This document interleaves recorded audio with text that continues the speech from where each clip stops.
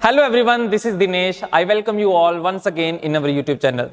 तो बच्चों, आज के क्लास में हम पढ़ेंगे क्लास 10th के unit light reflection and refraction से एक नया टॉपिक जिसका नाम है रिफ्रैक्शन ऑफ लाइट।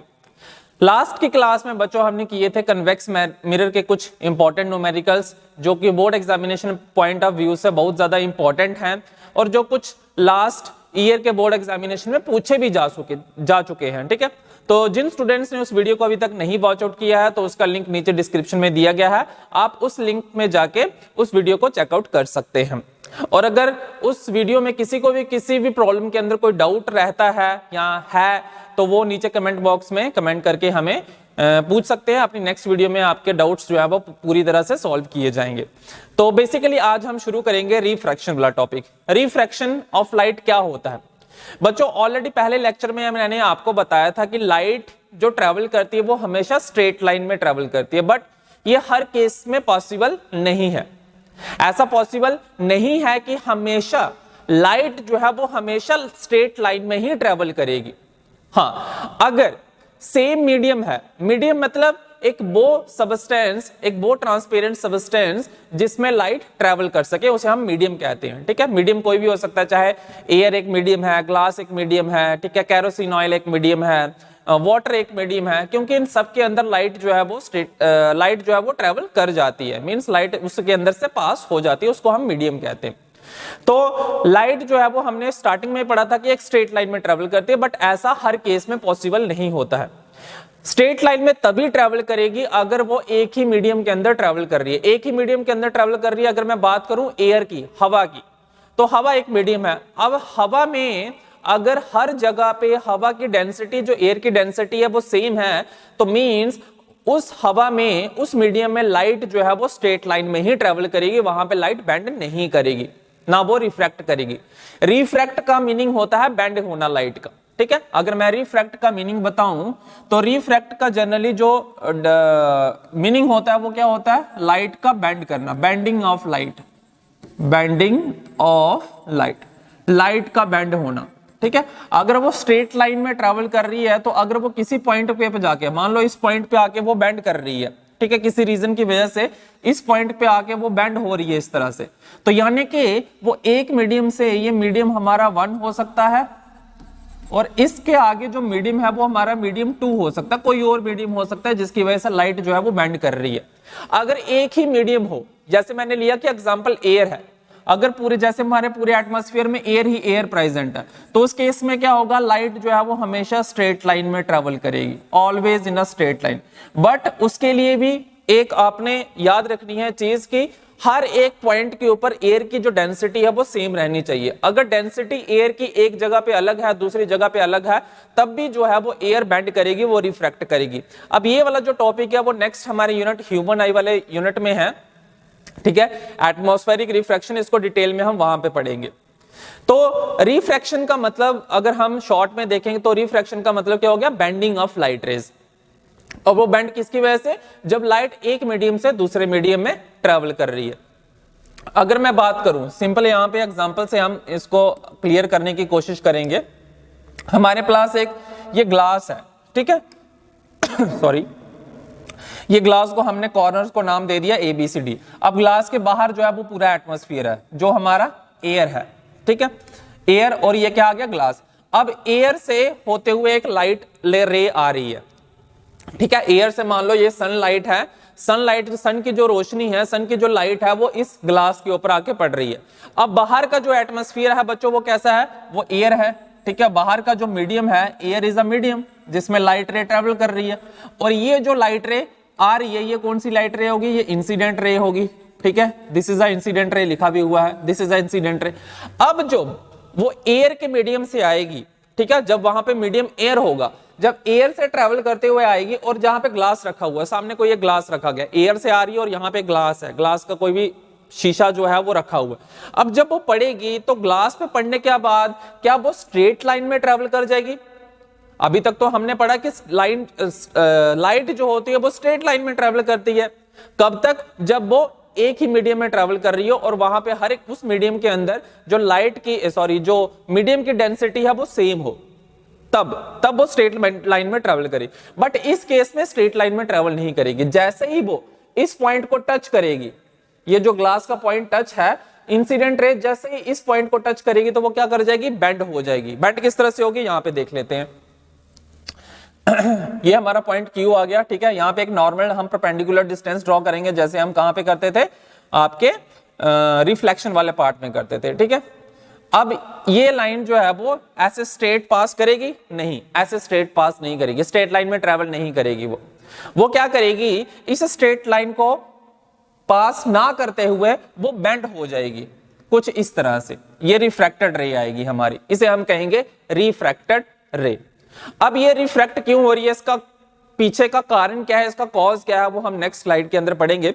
यहां पे इस स्लाइड के अंदर मेन मैंने आपको ये समझाना था कि रिफ्रैक्शन का मतलब क्या होता है।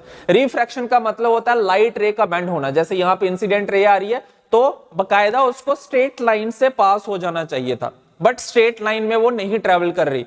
वो जैसे इस पॉइंट को टच कर रही है, बाहर मीडियम एयर था, अंदर मीडियम ग्लास आ रहा है, तो जैसे ही वो इस पॉइंट को टच कर रही है तो इस पॉइंट के टच करने के बाद उसका जो पाथ है वो थोड़ा सा डेविएटेड हो रहा है, वहां से वो थोड़ी सी डेविएट हो रही है। तो इसी को हम क्या कहते हैं, रिफ्रैक्शन ऑफ लाइट, यानी कि bending of light ray when it travels from one medium to another medium. अब यहां पे जो एंगल बनेगा बच्चों, नॉर्मल और इंसिडेंट रे के बीच में जो एंगल बनेगा इसे हम एंगल ऑफ इंसिडेंस कहेंगे, और दूसरा एंगल जो नॉर्मल और रिफ्रैक्टेड रे के बीच में एंगल बनेगा उसे हम एंगल ऑफ रिफ्रैक्शन कहेंगे। तो एंगल ऑफ इंसिडेंस क्या हो गया बच्चों, एंगल ऑफ इंसिडेंस हो गया the angle which is made between the normal and the incident ray. Angle between the incident ray and normal और इंसिडेंट रे के बीच का जो एंगल होगा, ये नॉर्मल है हमारा, ये जो लाइन है ये नॉर्मल है, और ये जो लाइन है ये इंसिडेंट रे है, ये लाइन जो है वो इंसिडेंट रे। इसके बीच का जो एंगल बन रहा है, इसी एंगल को हम क्या कहते हैं, एंगल ऑफ इंसिडेंस कहते हैं बच्चों।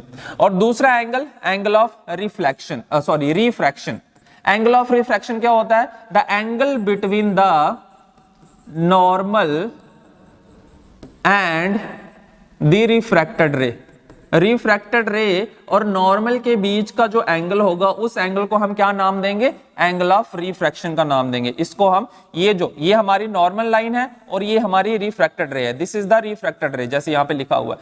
तो ये जो बीच का एंगल बन रहा है, नॉर्मल और रिफ्रैक्टेड रे के बीच में जो एंगल बन रहा है बच्चों, इस एंगल को हम क्या नाम देंगे, एंगल ऑफ रिफ्रैक्शन का नाम देंगे। तो यहां से आपको तीन टर्म्स जो है वो आपकी क्लियर होगी। कौन कौन सी, फर्स्ट रिफ्रैक्शन ऑफ लाइट क्या होती है, सेकंड एंगल ऑफ इंसिडेंस क्या होता है, थर्ड एंगल ऑफ रिफ्रैक्शन क्या होता है। फिर से रिवाइज कर लेते हैं। रिफ्रैक्शन ऑफ लाइट यानी कि bending of light ray when it travels from one medium to another medium.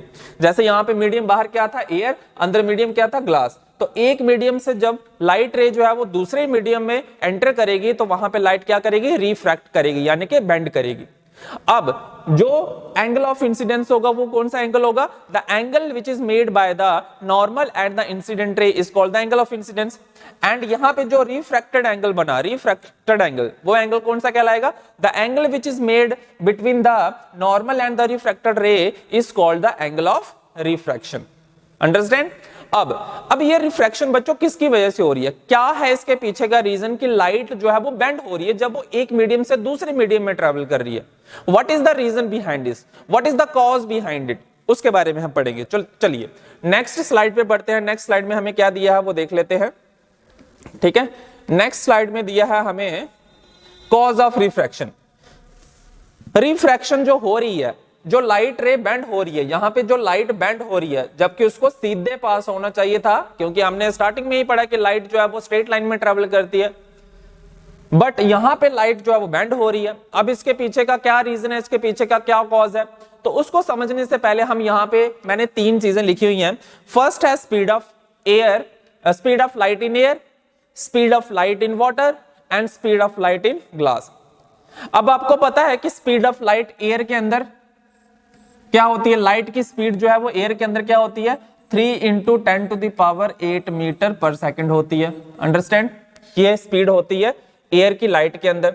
दूसरी speed of light in water, water के अंदर क्या होती है speed, 2.25 multiply 10 to the power 8 metre per second होती है। And the third speed of light in glass, glass के अंदर जो स्पीड होती है लाइट की वो होती है 2 into 10 to the power 8 metre per second. तीनों की देख लो आप।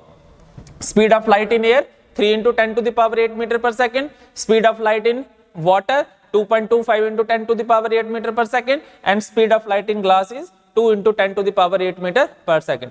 हर एक मीडियम के अंदर लाइट की जो स्पीड है वो अलग अलग है, वो सेपरेट सेपरेट है। एयर के अंदर अगर बात करें तो स्पीड लाइट की ज्यादा है, मींस लाइट जो है वो एयर के अंदर फास्ट ट्रेवल करती है, तेजी से ट्रेवल करती है, उसकी वेलोसिटी होती है वो तेज होती है, फास्ट होती है। ग्लास के अंदर सॉरी वाटर के अंदर बात करें तो वो एयर का कंपैरिजन में थोड़ी स्लो करती है ट्रेवल, ठीक है, एयर का कंपैरिजन में थोड़ी स्लो ट्रेवल करती है 2.25 की स्पीड से into 10 to the power 8 metre per second. और अगर हम ग्लास की बात करें तो ग्लास के अंदर और ज्यादा कम हो जाती है, ठीक है। तीनों के अंदर जो लाइट की स्पीड है वो अलग अलग है। अब यहीं से हमें यह पता चलेगा कि लाइट बेंड क्यों करती है। देखिए यहां पे हमने क्या देखा था कि बाहर का जो मीडियम है बच्चों वो क्या है, एयर है। बाहर मीडियम क्या है हमारे पास, air, this is medium 1, and अंदर जो था वो ग्लास था, ये मीडियम 2 ले लेते हैं, दिस इज मीडियम 2। अब क्या हो रहा है, जब लाइट एयर से मीडियम 1 से मीडियम 2 के अंदर एंटर कर रही है तो वहां पे क्या हो रहा है, लाइट की स्पीड में वेरिएशन आ रहा है। क्यों? क्योंकि एयर के अंदर जो स्पीड होती है लाइट की वो होती है 3 into 10 to the power 8 metre per second, और ग्लास के अंदर जो स्पीड होती है वो क्या होती है 2 into 10 to the power 8 metre per second. तो क्या हो रही है, स्पीड में डिफरेंस आ रहा है। लाइट जब एयर में ट्रैवल कर रही थी तो वो एक ही स्पीड से ट्रैवल कर रही थी 3 into 10 to the power 8 metre per second से, लेकिन जैसे ही उसका सामने ग्लास आ गया, अब ग्लास के अंदर जो एयर की स्पीड होती है वो क्या हो जाती है, लाइट की जो स्पीड होती है वो क्या हो जाती है, कम हो जाती है। तो जब लाइट की स्पीड में वेरिएशन आएगा तो वहां पे हमेशा लाइट रे जो है वो बेंड करेगी। इसलिए यहां पे जो लाइट है वो क्या कर रही है बच्चों, बेंड हो रही है। जितना ज्यादा डिफरेंस होगा उतनी ज्यादा लाइट जो है वो बेंड करेगी, उतनी ज्यादा लाइट जो है वो रिफ्रैक्ट करेगी। और जितना कम डिफरेंस होगा दोनों मीडियम्स की स्पीड के हिसाब से, अगर एयर और वाटर की स्पीड में एयर और वाटर में लाइट की जो स्पीड है अगर उसके बीच का डिफरेंस कम होता तो लाइट रे जो बेंड होनी थी वो थोड़ी सी बेंड होती, ज्यादा बेंड नहीं होगी। अगर दो मीडियम है और उन दोनों मीडियम में जो लाइट की स्पीड है उसका डिफरेंस ज्यादा है, देन जो लाइट रे बेंड करेगी बच्चों वो ज्यादा बेंड करेगी, वो ज्यादा झुकेगी, वो ज्यादा रिफ्रैक्ट करेगी।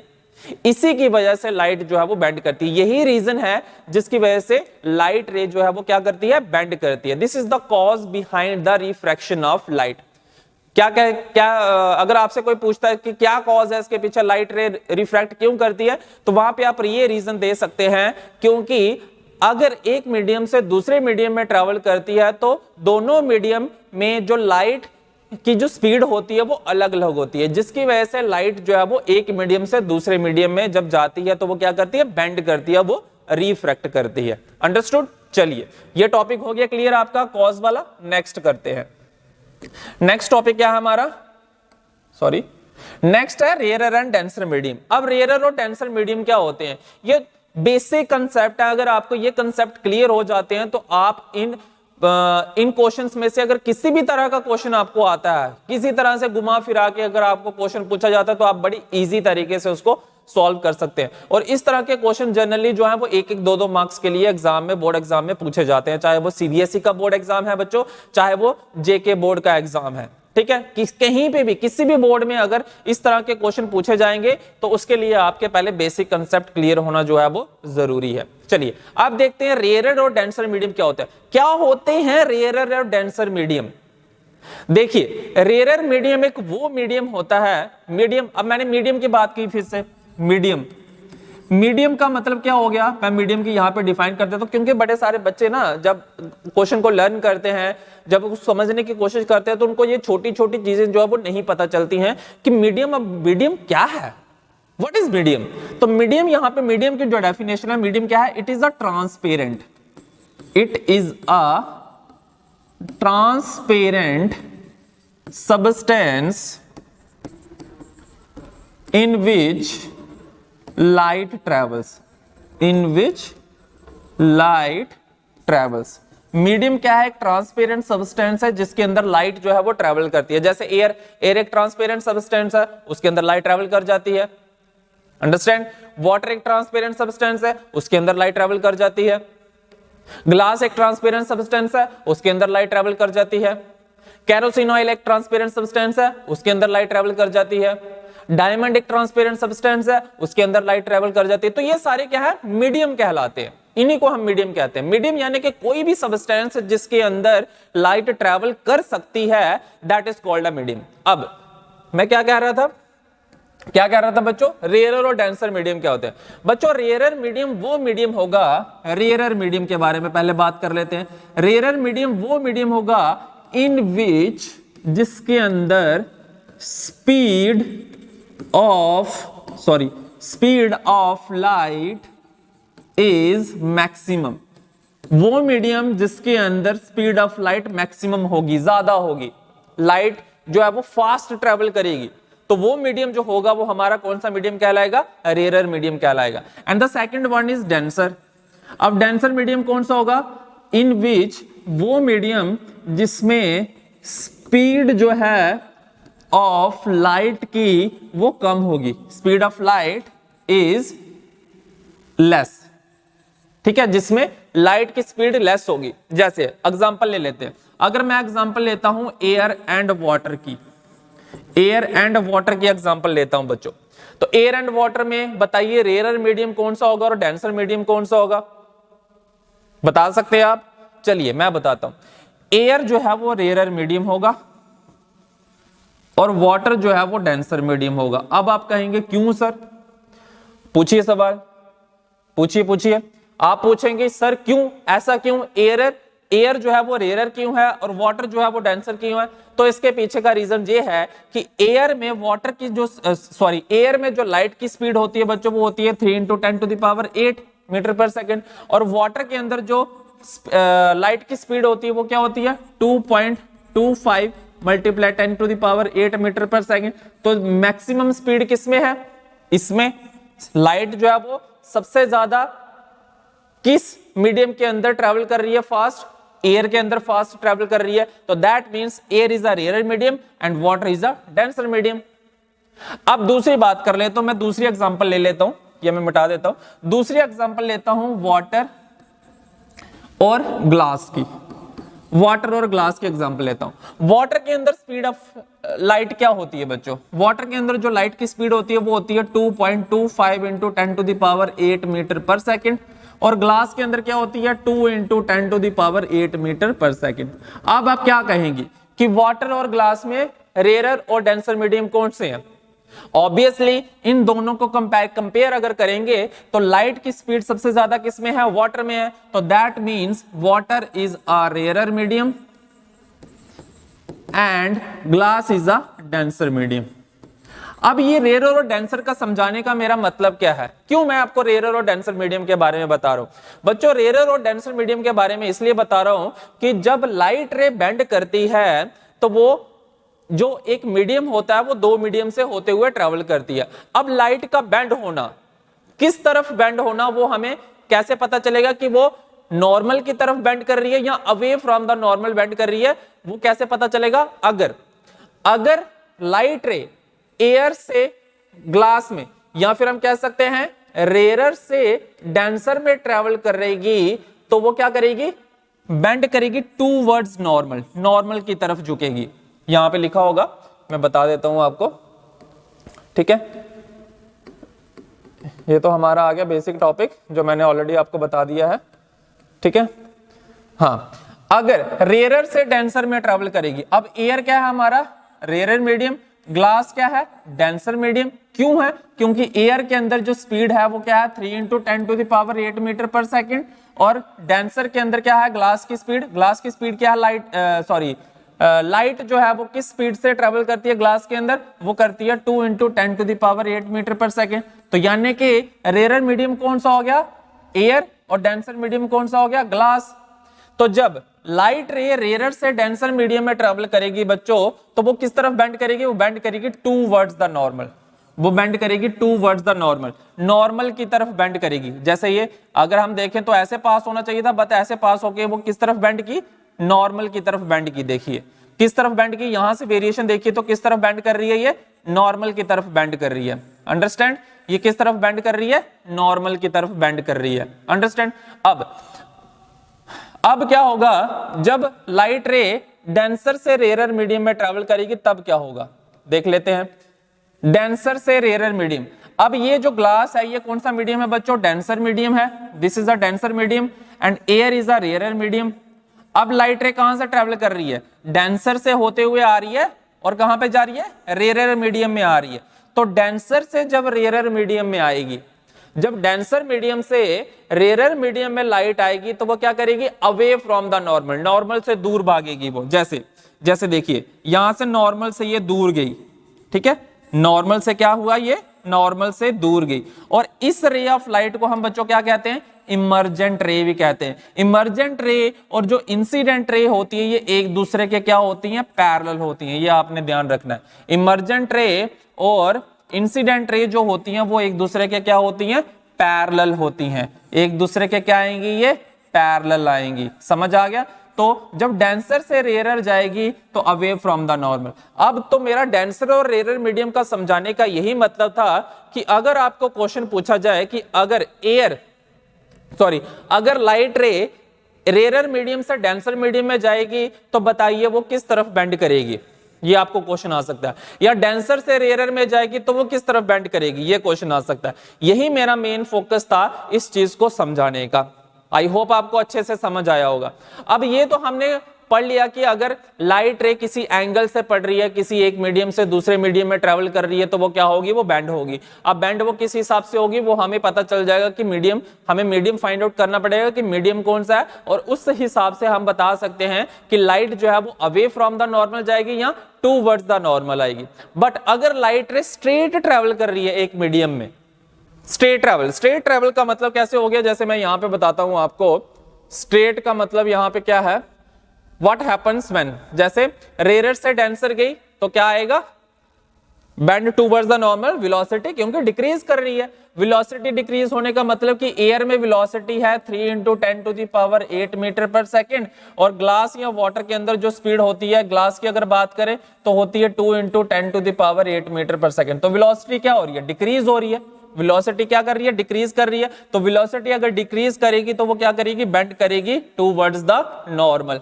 सेकंड चीज है, अगर डेंसर से रेयर में जाएगी, डेंसर, अब ये वाटर जो ग्लास या वो डेंसर मीडियम है और बाहर हमारा मीडियम एयर आ जाएगा, तो डेंसर से जब रेयर की तरफ जाएगी तो अब ये क्या करेगी? Away from the normal, normal से दूर जाएगी।